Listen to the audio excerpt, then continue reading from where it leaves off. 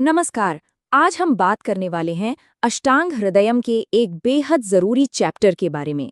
सूत्र स्थान का अध्याय 15, शोधनादि गण संग्रह। अमन गुप्ता टॉक्स में सभी का बहुत बहुत स्वागत है। चलिए बिना देर किए सीधे इस खास टॉपिक पर चलते हैं। तो सबसे पहला सवाल, बीएएमएस फर्स्ट प्रॉफ के लिहाज से ये चैप्टर इतना इंपॉर्टेंट क्यों है? देखिए, बात सीधी सी है। ये चैप्टर एक तरह से आयुर्वेदिक चिकित्सा की नींव है। आचार्य वाग्भट ने इसमें क्या किया है, उन्होंने मेडिसिनल हर्ब्स को उनके एक्शन के हिसाब से ग्रुप्स में बांट दिया है। इससे ट्रीटमेंट करना बहुत ही सिस्टमैटिक और साइंटिफिक हो जाता है। और सबसे बड़ी बात, एग्जाम में तो इससे सवाल पक्का ही आता है। ठीक है, तो आज की हमारे चर्चा का रोड मैप क्या रहेगा, हम इसे 5 हिस्सों में देखेंगे। पहले चैप्टर का एक छोटा सा इंट्रोडक्शन, फिर पंचकर्म के लिए खास गण, इसके बाद दोषों को शांत करने वाले गण, फिर कुछ स्पेसिफिक एक्शन वाले गण, और आखिर में पूरे चैप्टर का निचोड़। तो चलिए शुरू करते हैं इंट्रोडक्शन से। इस चैप्टर का मेन पर्पस आखिर है क्या? देखिए, आचार्य वाग्भट ने यहाँ पर बीमारियों के इलाज और बॉडी की क्लीनिंग, जिसे हम शोधन कहते हैं, उसके लिए हर्ब्स के कुछ स्पेशल ग्रुप्स के बारे में बताया है। अच्छा, इस पूरे चैप्टर में एक शब्द बार बार आएगा और वो है गण। तो ये गण क्या होता है? सिंपल भाषा में गण मतलब ऐसी जड़ी बूटियों का एक ग्रुप जिनकी प्रॉपर्टीज और एक्शन आप कह सकते हैं लगभग एक जैसे होते हैं। और इस क्लासिफिकेशन का फायदा ये है कि डॉक्टर्स के लिए सही दवा चुनना एकदम आसान हो जाता है। चलिए अब आते हैं हमारे पहले और सबसे इंपॉर्टेंट सेक्शन पर, वो गण जो पंचकर्म के लिए, मतलब कि बॉडी डिटॉक्सिफिकेशन के लिए बिल्कुल फाउंडेशन की तरह हैं।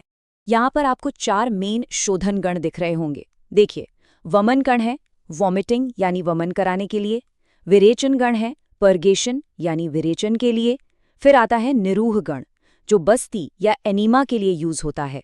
और नस्यगण, जैसा नाम से ही क्लियर है, नाक के रास्ते शरीर के दोषों को बाहर निकालने के लिए। ये चारों ही पंचकर्म के मेन प्रोसीजर्स हैं। और जानते हैं सबसे इंटरेस्टिंग बात क्या है? ये जो श्लोक आप देख रहे हैं ना, ये सीधा टेक्स्ट से, मतलब अष्टांग हृदयम से लिया गया है। ये वमन गण का ओरिजिनल श्लोक है। इसमें देखिए, मदन फल, मुलेठी, नीम, इन सब हर्ब्स का जिक्र है जिन्हें वमन के लिए बेस्ट माना गया है। तो सवाल ये है कि ये वमन गण काम कैसे करता है? बहुत सिंपल है। ये पेट में जो एक्स्ट्रा कफ और पित्त जमा हो जाता है ना, उसे मुंह के रास्ते बाहर निकाल देता है।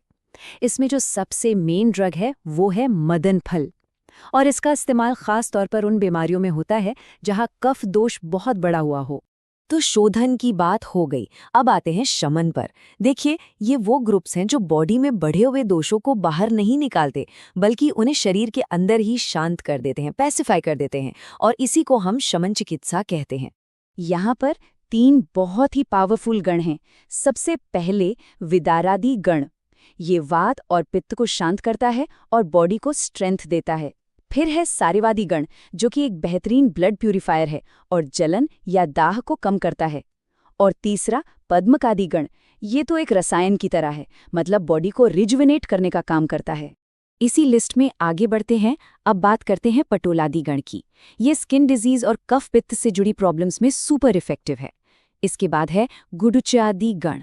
नाम से ही पता चल रहा है, इसमें मेन है गुडुची यानी गिलोय, और ये डाइजेशन को इम्प्रूव करने और फीवर को कम करने के लिए तो फेमस है ही।